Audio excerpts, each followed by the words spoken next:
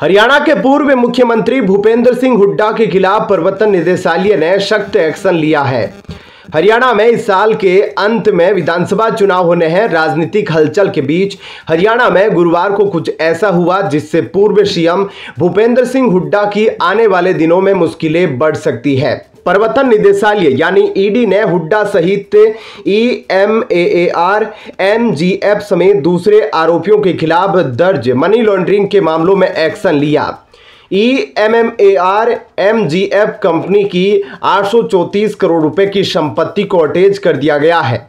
यह संपत्ति गुरुग्राम और दिल्ली के 20 गांवों में है। आरोप है कि EMAAR MGF ने हुड्डा और डायरेक्टर DTCP त्रिलोक चंद गुप्ता के साथ मिलकर सस्ते दामों पर जमीनें हथिया ली थी। इसकी वजह से न सिर्फ लोगों को बल्कि सरकार को भी नुकसान हुआ था। CBI ने भी इस मामले में केस दर्ज किया था और चार्जशीट फाइल की थी। इस कड़ी में कार्रवाई करते हुए ईडी ने MR इंडिया लिमिटेड की 501.13 करोड़ रुपए की संपत्ति कुर्क की। वहीं मेसर्स MGF डेवलपमेंट लिमिटेड की 332.69 करोड़ रुपए की कीमत की 401.65479 एकड़ में फैली अचल संपत्तियों को कुर्क किया है।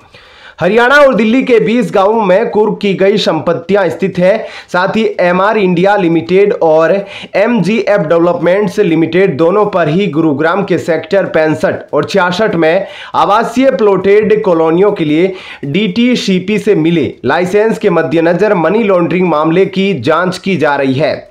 बता दें कि CBI द्वारा दायर FIR के आधार पर प्रवर्तन निदेशालय इस मामले की जांच कर रही है। FIR में हरियाणा के पूर्व मुख्यमंत्री भूपेंद्र सिंह हुड्डा, DTCP के तत्कालीन निदेशक Trilok Chand Gupta, messrs MR MGF land limited और 14 अन्य कॉलोनाइजर कंपनियों के खिलाफ कार्रवाई की गई थी।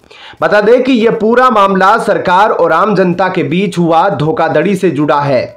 दरअसल अलग अलग जमीन मालिकों से सस्ते में जमीन हथियाकर उसे 2 कंपनियों को दिया गया। साल 2009 में हरियाणा सरकार ने गुरुग्राम के सेक्टर 58 से 63, सेक्टर 65, 67 और 1417.07 एकड़ भूमि पर भूमि अधिग्रहण अधिनियम 1894 की धारा 4 के तहत अधिसूचना जारी की थी।